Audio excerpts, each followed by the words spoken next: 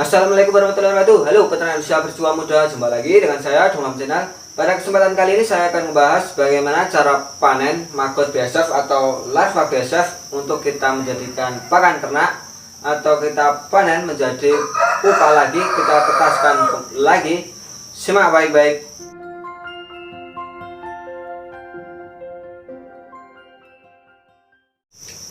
Setelah kita belajar bagaimana cara budidaya maggot BASF, kita menelurkan, kita membesarkan, kemudian kita panen. Untuk tahapan panen ada dua macam, karena ada dua macam media yang digunakan. Ada media cair, ada yang menggunakan media kering. Seperti saya ini media kering.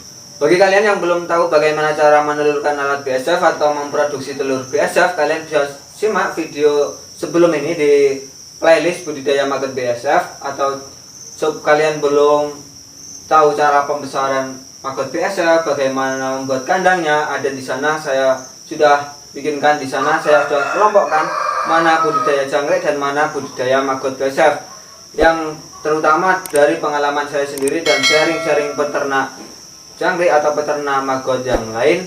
Kita sharing di dunia maya, saya kelompokkan menjadi seperti ini.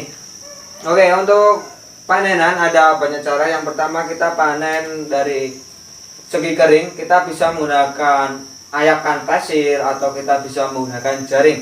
Nanti saya akan tunjukkan di sebelah kanan saya ini bagaimana cara panen dari media kering dan bagaimana cara media basah. Nanti saya akan buatkan videonya sendiri atau saya bikinkan di sebelah kanan saya ini. Nah, untuk media kering sendiri kita bisa menggunakan ayakan pasir atau jaring yang sesuai dari besar maggot. Jika kalian, maksud saya begini, jika kalian mau panen dari segi ukuran kecil, ya menggunakan ayakan yang agak kecil. Kemudian jika kalian ingin panen maggot yang maksimal, gunakan saringan yang maksimal juga atau ayakan yang maksimal juga.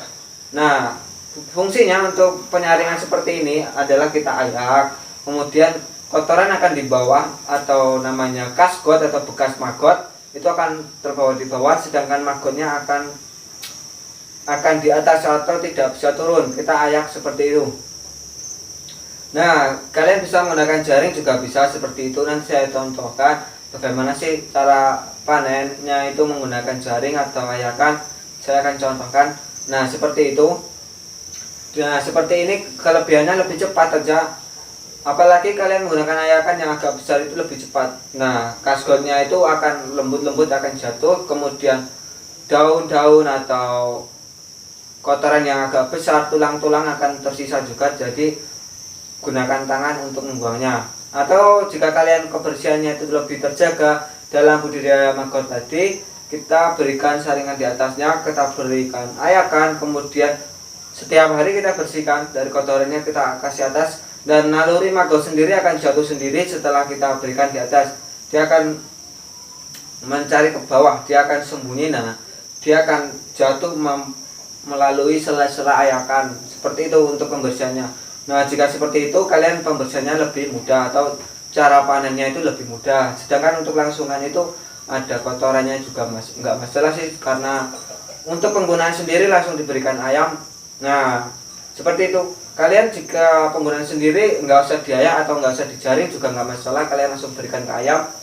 Tapi itu tidak bisa buat untuk campuran. Sedangkan jika kalian memisahkan maggot dengan kasgot, itu kalian bisa menggunakan campuran. Bahkan kalian bisa menggunakan atau merubahnya menjadi tepung maggot atau bisa menjadi seperti tepung ikan.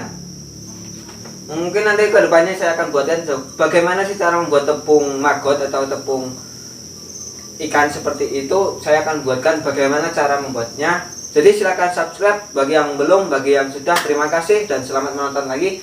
Oke, untuk panenannya dari media cair kita cukup mudah. Kita cukup memberikan saringan juga, tetapi jaring yang agak lembut.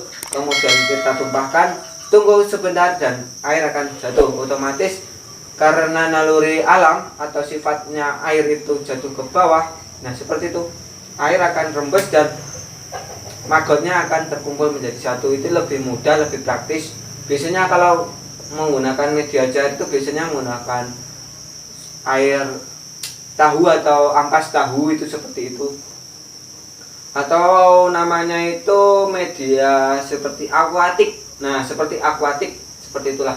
Nah, cara panennya cukup mudah seperti gambar di samping. Kita tinggal menggunakan jaring, kemudian ditumpahkan magotnya dan airnya itu, kemudian air akan ke bawah dan magotnya akan terpisah dengan air. Sedangkan untuk menggunakan media kering seperti ini kita perlu mengayaknya. Ya, namanya kerja, jadi kita harus mengeluarkan keringat seperti ini tuh. Dan jangan lupa menggunakan masker juga, karena kalau media kering ini biasanya ada debu, jadi gunakan masker juga. Walaupun tidak bau, tetapi debu-debu itu juga mempunyai bahaya juga untuk paru-paru pernapasan kita. Nah, setelah bersih magotnya, kita lebih baik lagi kita cuci lagi, kita lebih bersih lagi jika kalian menggunakan media kering. Jika kalian ingin menjadikan apa itu namanya tepung maggot, kalian puasakan. Jadi kita bersihkan, kita puasakan 1 kali 24 jam, kemudian barulah kita olah.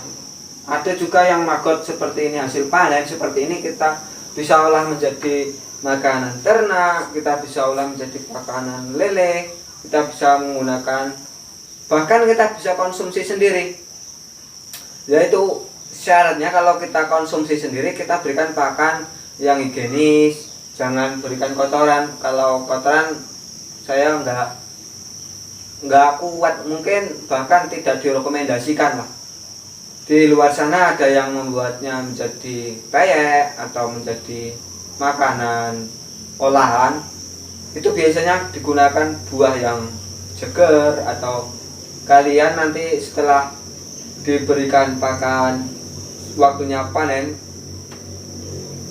atau setelah waktunya mau panen itu dipuasakan terlebih dahulu untuk membersihkan pencernaannya. Jadi kita akan lebih aman untuk diri kita sendiri.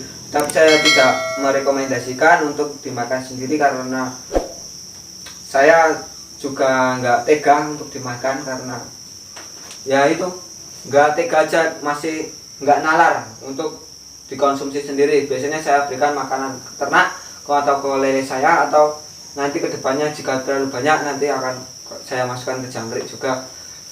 Ya begitu cara panenannya, silahkan simak seperti di video ini. Sediakan jaring, sediakan ayakan pasir, kemudian magotnya diayak seperti biasa, seperti mengayak pasir, seperti mengayak kotoran seperti itu. Nanti magotnya akan di atas sendiri, terpisah sendiri.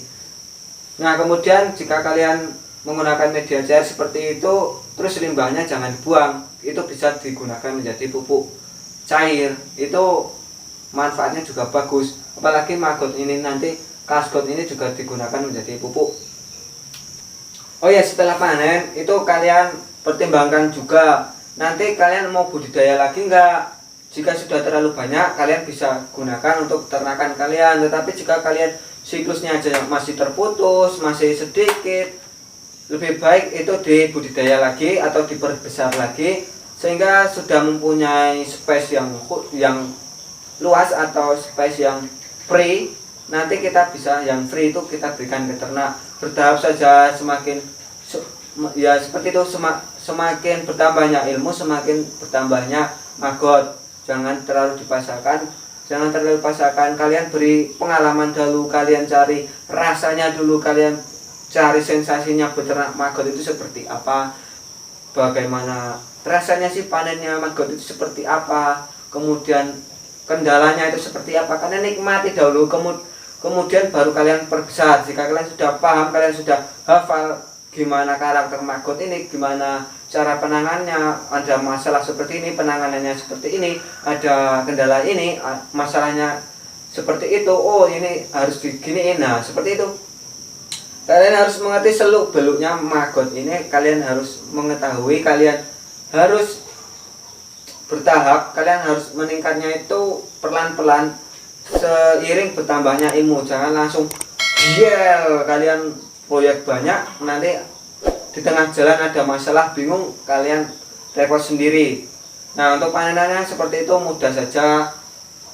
tergantung kalian banyak cara, mungkin ada dimodifikasi atau bahkan langsung diberikan ke peternakan itu juga bisa, atau kalian langsung diayak terus bawahnya tanaman juga bisa, atau langsung nggak usah diwadahin juga bisa. Itu terserah kalian, yang penting ada dua cara, yaitu menggunakan ayakan atau menggunakan jaring. Jadi kesimpulannya, untuk panenannya maggot menggunakan media kering, kalian bisa menggunakan ayakan. Untuk ayakan lebih enak, lebih ada ganggangnya, dan kemudian kalian bisa menggunakan jaring. Jaring juga bisa itu, tetapi tidak terlalu enak karena tidak ada pegangannya. Mungkin bisa kalian modifikasi sendiri, karena saya juga peternak jangkrik, jadi biasanya saya menggunakan jaring sebagai pengayaknya. Untuk pengayak pasir saya sudah jebol, kemarin kehujanan udah berkarat-karat, itu udah nggak layak, udah bolong-bolong. Bolongnya bukan bolong kecil jaring ya, tapi dia bolong udah nggak layak dipakai. Dan kemudian jika kalian menggunakan media basah, yaitu kalian bisa menggunakan jaring. Kalian berikan jaring, di bawahnya ember, kemudian ditutup dan disuntak di situ, nanti airnya akan jatuh sendiri, maggotnya terpisah sendiri. Nah, seperti itu dalam proses panenan maggot BSF. Semoga bermanfaat, dan jangan lupa di like jika ini bermanfaat. Salam peternak Indonesia berjiwa muda.